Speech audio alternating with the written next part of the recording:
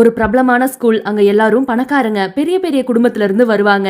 அந்த ஸ்கூல்ல ஒரு சின்ன பையன் படிக்கிறான். ஒரு நாள் அந்த பையன் மேல எந்த தப்புமே இல்ல. ஆனா கூட படிக்கிற பசங்க அவன பயங்கரமா போட்டு அடிச்சிடுறாங்க. உடனே அந்த ஸ்கூல்ல அவங்க பேரண்ட்ஸ மீட்டிங்க்கு வர சொல்றாங்க. அவங்க அம்மாவும் வராங்க. எந்த ஆடம்பரமும் இல்லாம ரொம்ப எளிமையான ட்ரெஸ்ல ரொம்ப அமைதியா இருக்காங்க. அத பார்த்த சில பணக்கார அம்மாக்கள், உங்கள மாதிரி ஆளுங்க இந்த ஸ்கூல்ல எப்படி சேர்ந்தீங்க?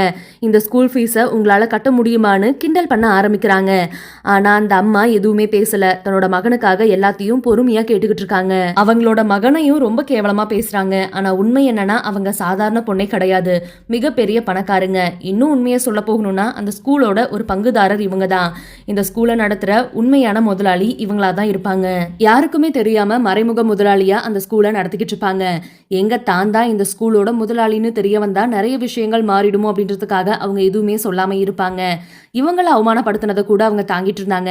ஆனா அவங்களோட மகனை அவமானப்படுத்துறத அவங்களால தாங்கிக்கவே முடியல. அதனால ஒரு மிகப்பெரிய முடிவை எடுக்கிறாங்க. அந்த முடிவுனால இவங்களை கேலி செஞ்ச அந்த பெண்களோட வாழ்க்கையெல்லாம் அப்படியே தலைகீழா மாறுது.